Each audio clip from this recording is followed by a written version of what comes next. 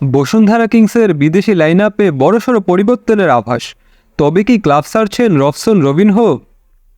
বাংলাদেশের ঘরোয়া ফুটবলের খোঁজখবর যারা রাখেন তাদের নিশ্চয়ই অচেনা থাকার কথা নয় রবসন রবিনহোকে।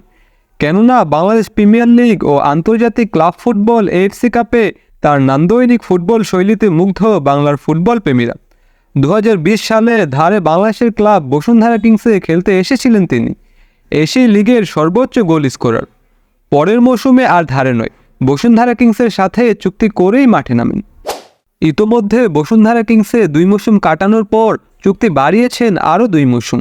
বসুন্ধরার সাথে তার চুক্তির মেয়াদ শেষ হবে 2024 সালের আগস্টে। সম্প্রতি বাংলাদেশের ঘরোয়া মৌসুম শেষ হওয়ার পর দলবদলের বাজারে তৈরি হয়েছে গুঞ্জন। সেই গুঞ্জনের পালে হাওয়া দিলেন বসুন্ধরা কিংসের চেয়ারম্যান ইমরুল হাসান।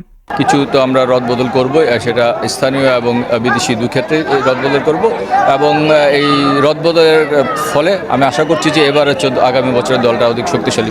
তবে কি ক্লাব ছাড়ছেন রবসন রবিনহো? এ প্রসঙ্গে রবসন বলেন, I don't know because now I go to holidays. I discuss with club now if I renew my contract or not. এদিকে ভারতের ট্রান্সফার মার্কেটে গুঞ্জন, রবসন রবিনহো যোগ দিচ্ছেন আইএসএল ক্লাব মুম্বাই সিটি এফসিতে। যে বাংলাদেশ থেকে তারা রবসন রবিনহোকে নিয়ে আসতে পারে, এক প্রস্থ নাকি সেখানে অফার গিয়ে রিচ করেছে। সেই খান থেকে স্পোর্টস স্টকস তারা এই ব্যাপারটাকে রিভিল করেছিল যে আইএসএল এর অফার রয়েছে। মুম্বাই সিটি এফসি তারা কোথাও হতে পারে যে রবসন রবিনহোর মতো একজন ভার্সেটাইল ফরওয়ার্ডকে তারা ল্যান্ড করালো।